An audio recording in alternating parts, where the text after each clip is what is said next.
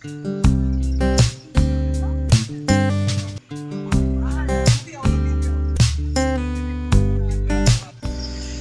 আমি যে চা বাগানটাতে আছি এটি হচ্ছে সিলেটের সেই বিখ্যাত চা বাগান মালনীছড়া চা বাগান, যেটি সিলেট আমাদের সকল সহযাত্রীরা অলরেডি বাসে উঠতে শুরু করেছে। আর আমরা এখন বাসে উঠে আমাদের পরবর্তী গন্তব্য সোয়াম ফরেস্টের উদ্দেশ্যে রওনা দেবো। সোয়াম ফরেস্ট সিলেটের একটি বিখ্যাত বন।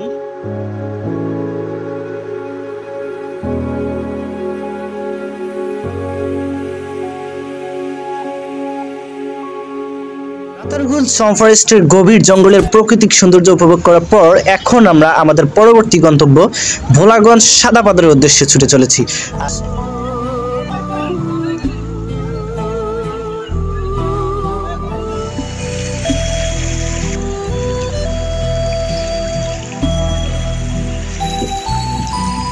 তো এই হচ্ছে মসজিদ, যেটি বাংলাদেশের অংশে, আর ওইদিকে হচ্ছে বিজিবি ক্যাম্প। এটা হচ্ছে বিজিবি ক্যাম্প, তার ওপাশটা হচ্ছে ভারতের সীমানা।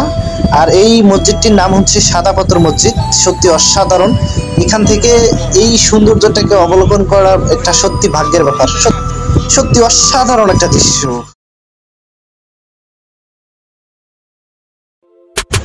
হ্যালো বন্ধুরা, সবাই কেমন আছেন? আশা করছি অনেক ভালো আছেন। তো বরাবর নয় আজকে আরেকটি নতুন ট্রাভেল ভিডিওতে আপনাদের সবাইকে স্বাগতম।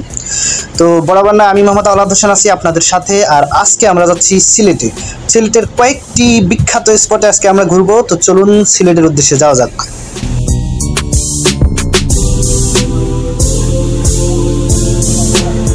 আমরা ঢাকার যাত্রাবাড়ি থেকে রাত 10টার সময় রওনা দিয়েছি, আর এখন বাজে রাত 2টা। আমরা পৌঁছে গেছি ব্রাহ্মণবাড়িয়ার একটি হাইওয়ে রেস্টুরেন্টের সামনে।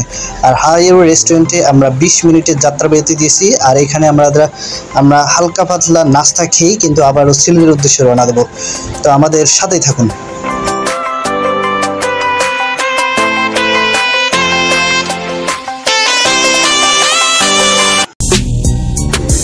ব্রাহ্মণবাড়িয়ার হাইওয়ে রেস্টুরেন্টে হালকা পাতলা নাস্তা খেয়েই আমরা সিলেটের উদ্দেশ্যে রওনা দিয়েছিলাম। আর এখন বাজে সকাল 5টা। দিনের আলোতে সিলেটের প্রাকৃতিক সৌন্দর্য ফুটে উঠতে শুরু করেছে। আর আমরা প্রায় সিলেটে পৌঁছে গেছি। আমাদের সাথেই থাকুন।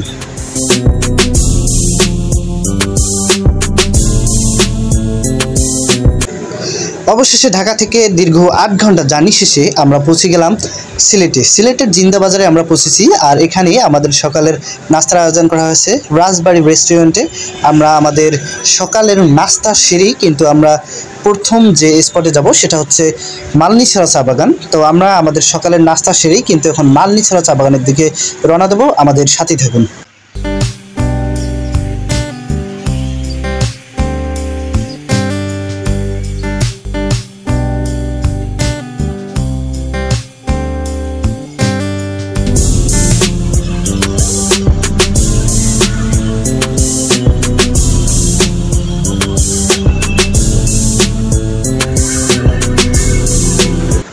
সিলেটের জিন্দাবাজারে আমরা সকালের নাস্তা সেরেই 30 মিনিটের জার্নি করেছি। আর 30 মিনিট জার্নি শেষে আমরা পৌঁছে গেছি চা বাগানের অন্দরে।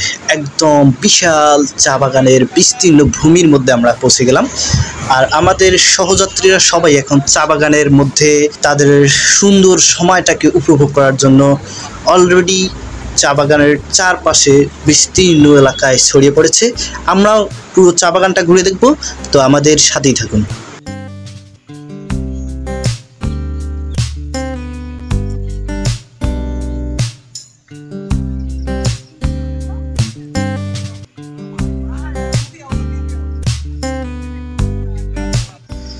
এখন আমি যে চা বাগানটাতে আছি এটি হচ্ছে সিলেটের সেই বিখ্যাত চা বাগান মালনীছড়া চা বাগান, যেটি সিলেট জেলার মধ্যে অবস্থিত। এটি শুধু বাংলাদেশ নয়, পুরো উপমহাদেশের সর্ববৃহৎ চা বাগান হিসেবেও পরিচিত। এই চা বাগানের আয়তন মূলত শুরুর দিকে ছিল 1500 একর জমির মধ্যে এই চা বাগানের আয়তন সীমাবদ্ধ ছিল, কিন্তু পরবর্তীতে এর আয়তন কিন্তু আরও বৃদ্ধি পেয়েছে এবং বিশাল একটা জায়গা জুড়ে কিন্তু এই মালনীছড়া চা বাগান একদম পাহাড়ের চূড়া থেকে শুরু করে সমতল বিস্তীর্ণ ভূমিতে কিন্তু বিশাল একটা চা বাগান। এই চা বাগানটাতে প্রচুর পরিমাণে দর্শনার্থী আসে। আমাদের সাথেও অনেক দর্শনার্থী এসেছে। দেখতে পাচ্ছেন যে ওই দিকটায় অনেক দর্শনার্থী এখন পর্যন্ত চা বাগানটাতে এসেছে। আর এই চা বাগানটা সত্যি অসাধারণ সুন্দর একদম পাহাড় এবং সমতল ভূমি সব মিলিয়ে অসাধারণ সুন্দর একটা প্রকৃতির সামঞ্জস্য কিন্তু এই চা বাগানটাতে এসে পারবেন, আসলে দেখতে পারবেন। সত্যি অসাধারণ সুন্দর একটা প্রকৃতি কিন্তু এই চা বাগানে।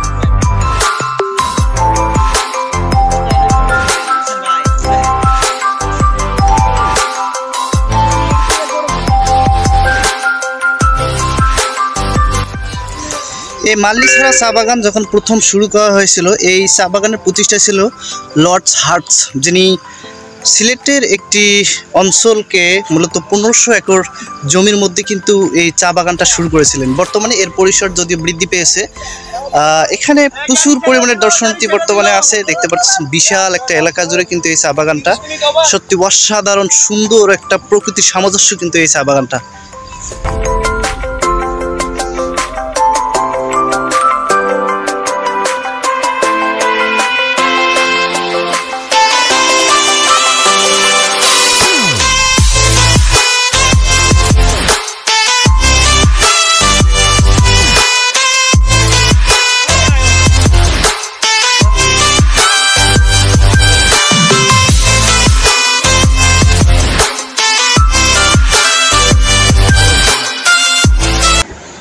দীর্ঘ সময় চা বাগানের সৌন্দর্য উপভোগ করার পর এখন আমরা বাসে উঠতে চলেছি।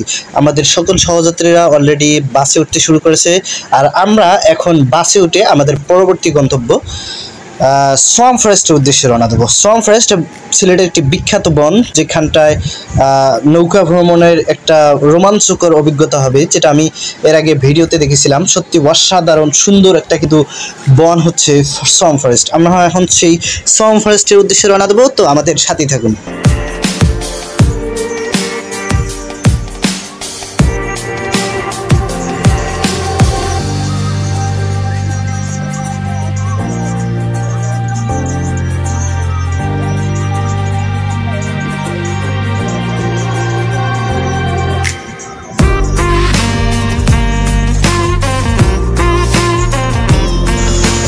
চা বাগান থেকে আমরা আরও প্রায় 40 মিনিটের একটা জার্নি করেছি, আর 40 মিনিটের জার্নি শেষে আমরা পৌঁছে গেছি রাতারগুল সোয়াম ফরেস্টের একদম নিকটবর্তী স্পটে। এখানে আমাদেরকে নামিয়ে দেওয়া হয়েছে, আর আমাদেরকে যেতে হবে ওই সামনের দিকে হচ্ছে মূলত রাতারগুল সোয়াম ফরেস্টে ঢোকার জন্য যে নৌঘাটি, সেই নৌঘাটিতে আমাদের নৌকা ভাড়া নিয়ে কিন্তু রাতারগুল সোয়াম ফরেস্টের উদ্দেশ্যে যেতে হবে।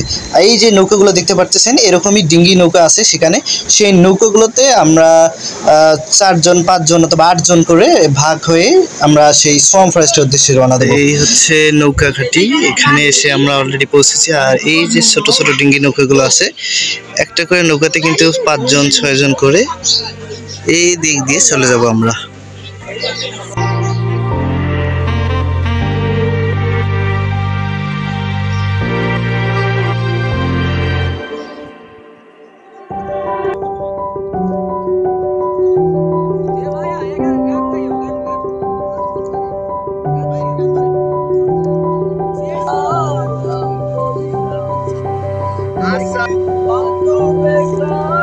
সুখেরই ঘর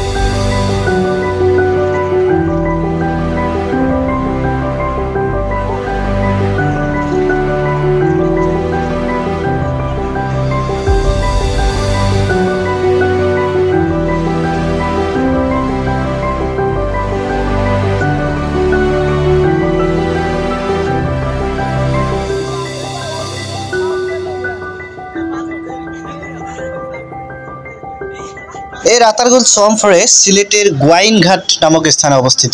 এই রাতারগুল সোয়াম ফরেস্ট বাংলাদেশের অন্যতম মিঠা পানির বন হিসেবে পরিচিত। এই রাতারগুল সোয়াম ফরেস্টের আয়তন ৩৩২৫ একর জায়গা জুড়ে কিন্তু এই রাতারগুল সোয়াম ফরেস্ট অবস্থিত। বিশাল একটি বন, আর বিশাল বনের চারপাশে প্রচুর পরিমাণে জলজ উদ্ভিদ। এই রাতারগুল ফরেস্ট গোয়াইন নদীর তীরে অবস্থিত। 1973 সালে বাংলাদেশ সরকার এই বনের 504 একর এলাকাকে বন্যপ্রাণীর অভয়ারণ্য হিসেবে ঘোষণা করে। এটি বাংলাদেশের পর্যটন শিল্পের অন্যতম সুন্দর একটা জায়গা, যেখানে প্রতিদিনই প্রায় অসংখ্য মানুষ এই বনের সৌন্দর্য উপভোগ করতে আসে এবং নৌকা ভ্রমণের উদ্দেশ্যে আসে।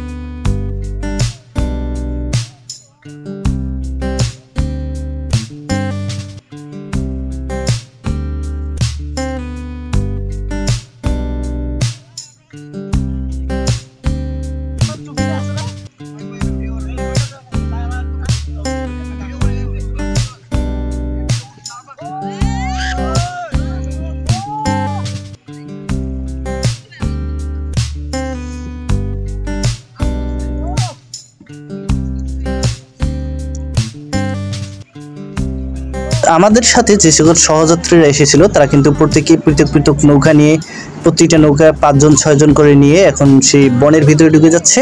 আর আমাদের সাথে যারা এসেছিল তাদের মধ্যে কেউ কেউ নিজেই কিন্তু বইটা টানতেছে এবং এই সুন্দর মুহূর্তটাকে উপভোগ করতেছে।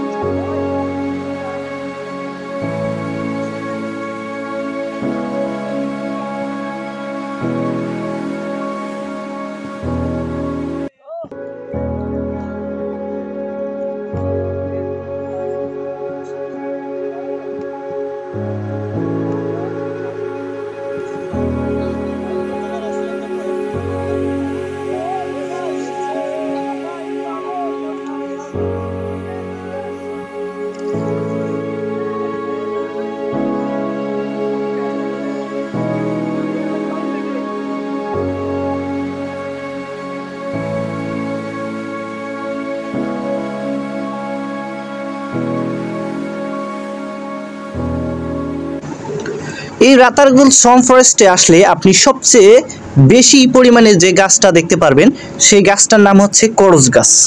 এর বৈজ্ঞানিক নাম ম্যালেটিয়া পিনাটা। এখানকার গাছপালা বছরের 4 থেকে 7 মাস পানির নিচেই থাকে।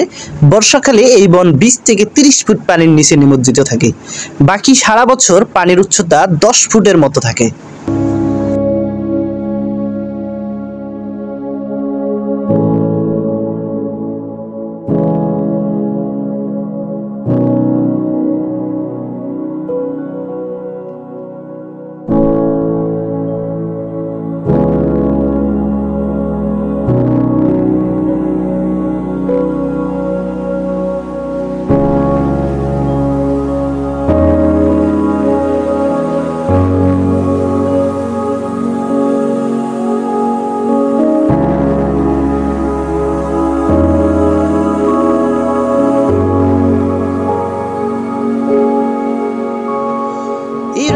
ফরেস্টে আসলে আপনি সবচেয়ে বেশি পরিমাণে সবুজের আচ্ছাদিত একটা জায়গা পাবেন, যেখানে আপনি অনেকটা সময় নৌকার মধ্যে ভ্রমণ করতে পারবেন এবং সেই সাথে এই গভীর বনের মধ্যে রোমাঞ্চকর একটা ফিল নিতে পারবেন।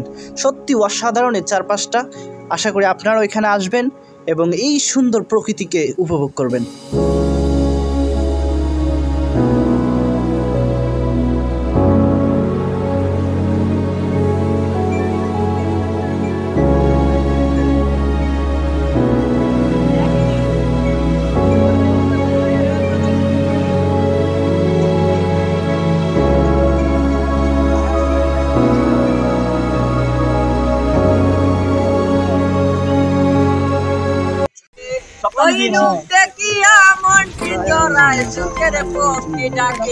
আরে পারতাম যদি তাইকা যাইতাম ওইরা তারে খুলে কিরকম লাগে তাইরে কাটাইতাম জীবনটারে।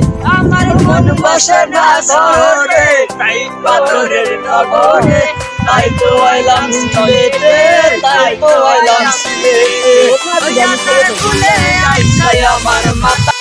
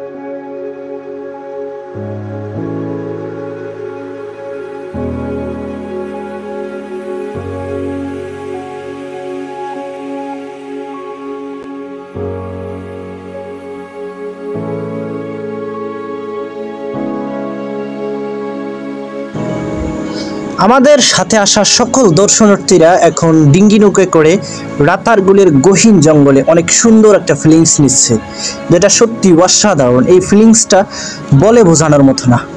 দেখতে পারতেছেন গহীন জঙ্গলের মধ্যে নিরিবিলি একটা পরিবেশে তারা অনেকটা সময় স্পেন্ড করতেছে এবং সেই সাথে এই বনের সৌন্দর্যকে নিজের করে উপভোগ করতেছে। রাতারগুল সোয়াম্প ফরেস্টের গভীর জঙ্গলের প্রাকৃতিক সৌন্দর্য উপভোগ করার পর এখন আমরা আমাদের পরবর্তী গন্তব্য ভোলাগঞ্জ সাদা পাথরের উদ্দেশ্যে ছুটে চলেছি। আর সাদা পাথর বাংলাদেশের অন্যতম টুরিস্ট স্পট, যেখানে প্রচুর পরিমাণে দর্শনার্থী এর সৌন্দর্য উপভোগ করতে আসে। ওই যে দূরে দেখতে পারতেছেন মেঘালয় পর্বতমালা, আমরা সেই পাহাড়ের ঠিক পদদেশে যাব। নিকটবর্তী স্থানে হচ্ছে আমাদের বাংলাদেশের অংশ। সেই পাহাড়ের একদম পদদেশ থেকে কিন্তু বাংলাদেশের এখানে সামনে একটা নদী আছে, সেই নদীতে আমরা নৌকা ভাড়া করে নিয়ে কিন্তু সেই দিকে এগিয়ে যাব।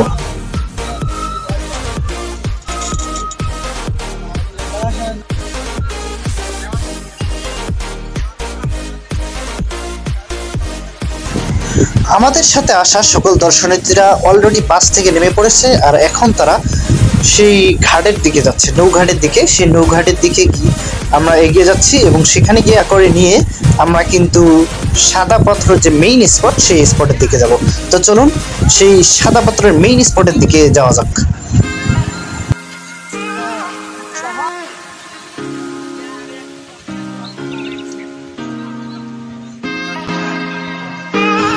আমাদের নৌকা ভাড়া হয়ে গেছে। এখানে প্রতিটি নৌকার জন্য 800 টাকা করে চার্জ দিতে হয়। আমরা 800 টাকা দিয়ে আর এখন আমাদের সকল দর্শনার্থীরা নৌকায় উঠে পড়েছে আর আমরা সামনে ওই একদম পাহাড়ের পদদেশে এগিয়ে যাচ্ছি।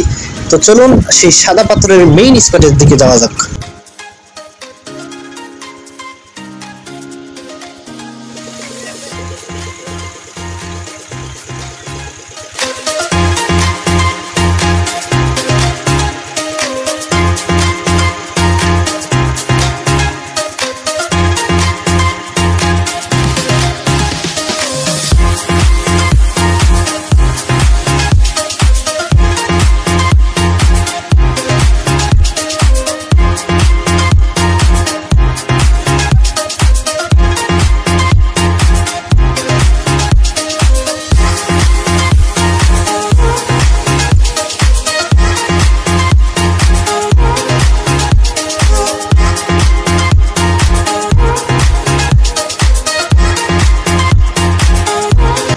ভোলাগঞ্জ সাদা পাথর দেখতে যেতে হলে দেশের যে কোনো প্রান্ত থেকে প্রথমে সিলেট আসতে হবে। ঢাকা, সাদাবাদ, মহাখালী, ফকিরাপুর বাস স্ট্যান্ড থেকে নিয়মিত বিরতিতে সিলেটে বাস ছাড়ে। ইউনিক, সামরিক, গ্রিন লাইন, সাউদিয়া, অ্যানা পরিবহন ও লন্ডন এক্সপ্রেস সহ দেশের সব বড় বড় কোম্পানির বাস আছে সিলেট রুটে।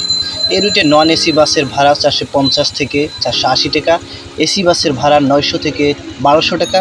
সিলেটে আসলে ভোলাগঞ্জ সাদা পাথরের কথা বললেই যে কোনো পরিবহনে আপনি খুব সহজেই এই ভোলাগঞ্জ সাদা পাথরের একদম নিকটবর্তী স্পটে এসে পৌঁছাবেন এবং সেখান থেকে নৌকা ভাড়া করে নিয়ে কিন্তু আপনি মেইন যে ভোলাগঞ্জ সাদা পাথরের 0 পয়েন্ট এলাকা আছে সেখানে পৌঁছাতে পারবেন।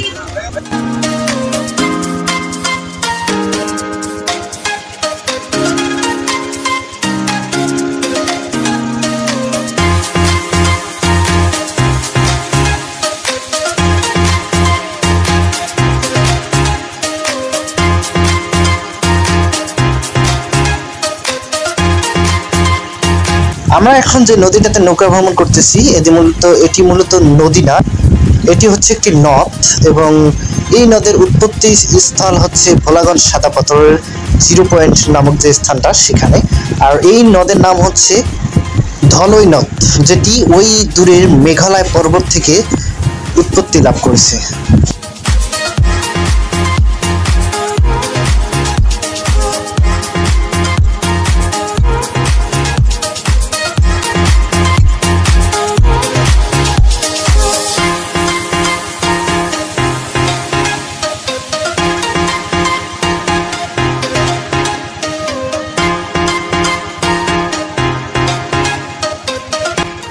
ধলই নদে আমরা দীর্ঘ 30 মিনিট নৌকা ভ্রমণ করেছি। আর 30 মিনিট নৌকা ভ্রমণ শেষে সাদা পাথর অংশের যে নৌঘাট আছে সেই নৌঘাটে আমাদেরকে নামাই দিছে। এখন আমরা নৌঘাট থেকে সাদা পাথরের যে মূল স্পট সেই স্পটে চলে এসেছি। তো এই যে সাদা পাথরের মূল স্পটের সৌন্দর্যটা সত্যি অসাধারণ। আমরা এখন সেই সাদা পাথরের মূল সৌন্দর্যটাকে উপভোগ করব, সেই সাথে আপনাদের দেখানোর চেষ্টা করব। তো চলুন এবার আমরা সাদা পাথরের মূল সৌন্দর্যটাকে উপভোগ করি। যাবতীয় মালামাল কিন্তু আপনি এখানে লকারের মাধ্যমে রাখতে পারবেন। একটা লকার হচ্ছে 50 টাকা করে রাখে। এরকম অনেক লকার কিন্তু ছড়িয়ে ছিটিয়ে আছে এখানে। প্রচুর পরিমাণে পর্যটক এসেছে।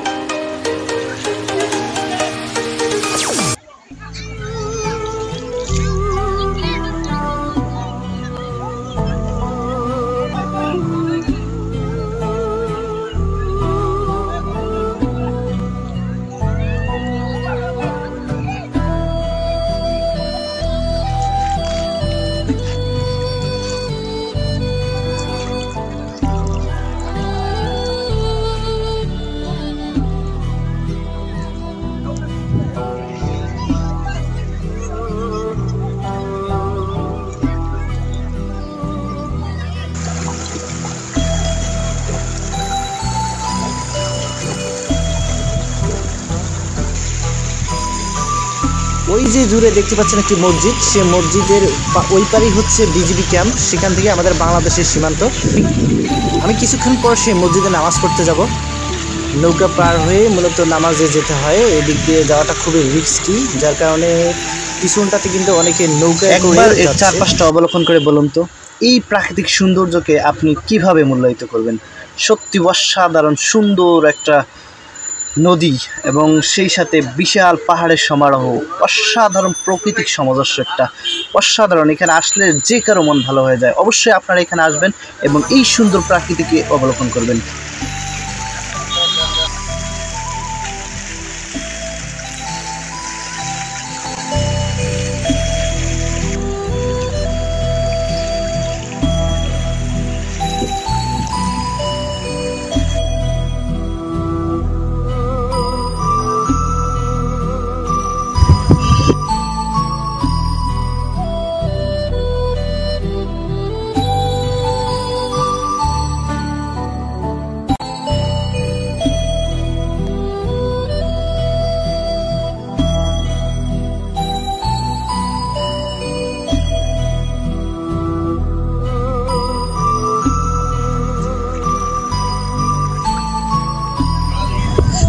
হচ্ছে মসজিদ যেটি বাংলাদেশের অংশে, আর ওইদিকে হচ্ছে বিজিবি ক্যাম্প। এটা হচ্ছে বিজিবি ক্যাম্প, তার ওপাশটা হচ্ছে ভারতের সীমানা।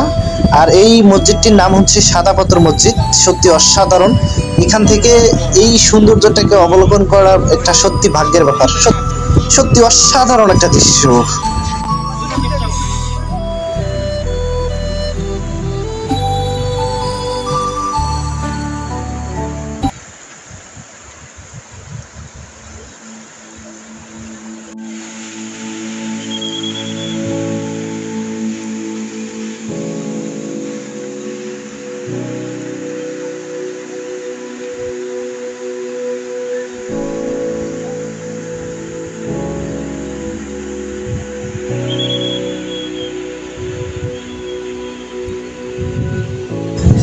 এখানটায় দেখা যাচ্ছে কেউ কেউ হেঁটেই কিন্তু এই জলাধারাটা পার হয়ে যাচ্ছে, কিন্তু এই হেঁটে পার হওয়াটা খুবই রিস্কি, কারণ এখানে পিচ্ছিল পাথরের মধ্যে যে কোনো দুর্ঘটনা যে কোনো মুহূর্তে হতে পারে। আর এখানকার জলের স্রোত যেহেতু অনেক বেশি, সেহেতু এখানে পায়ে হেঁটে পার হওয়াটা খুবই রিস্ক। তাই পায়ে হেঁটে না পার হয়ে নৌকা দিয়ে পার হওয়াটাই সবচেয়ে বেটার।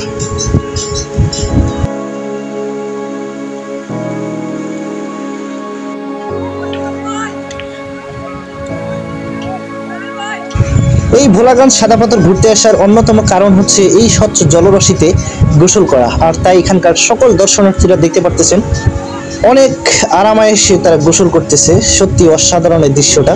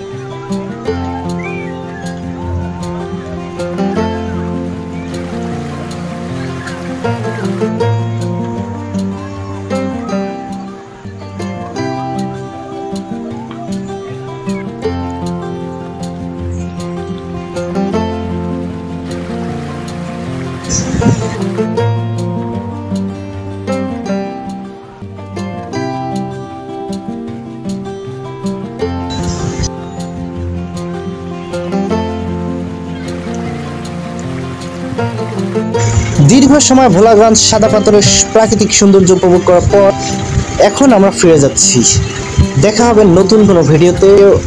এতক্ষণ পর্যন্ত আপনাদেরকেও এই ভোলাগঞ্জ সাদা পাথরের প্রাকৃতিক সৌন্দর্য দেখানোর চেষ্টা করেছি। দেখা হবে আর নতুন কোনো ভিডিওতে। সে পর্যন্ত সবাই ভালো থাকুন, সুস্থ থাকুন।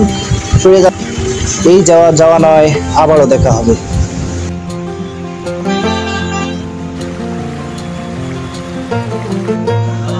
আমি ফিরেই যাব, তবে ভোলাগঞ্জ স্থলবন্দরের কার্যক্রমটা চোখে পড়লো, যেখানে দেখতে পেলাম যে ইন্ডিয়া থেকে প্রচুর পরিমাণে ট্রাক কিন্তু আসতেছে। ট্রাকগুলো তো বেশিরভাগ ট্রাকেই কিন্তু হচ্ছে পাথর নিয়ে আসতেছে, যেটা দেখতে পারতেছেন যে মিনিটে প্রায় 5টা করে ট্রাক কিন্তু বাংলাদেশের মধ্যে ঢুকতেছে। মানে এত পরিমাণে আমদানি হচ্ছে, মানে বাংলাদেশ আর ইন্ডিয়ার মধ্যে যে একটা আমদানির বিশাল সম্পর্ক, সেটা এই ভোলাগঞ্জ সাদা পাথর স্থলবন্দরে কিন্তু আসলেই সুন্দরভাবে উপলব্ধি করা যায়।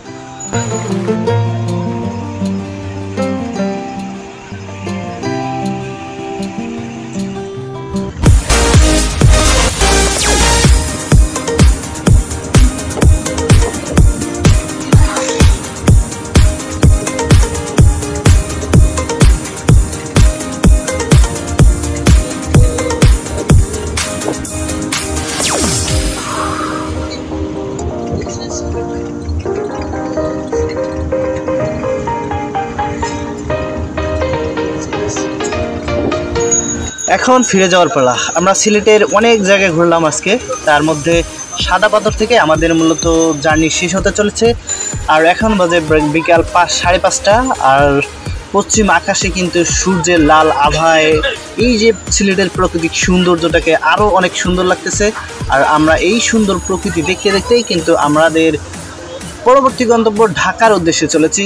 ভালো থাকবেন, সুস্থ থাকবেন, দেখা হবে নতুন কোনো ট্রাভেল ভিডিওতে। সবাইকে ধন্যবাদ, খোদা হাফেজ।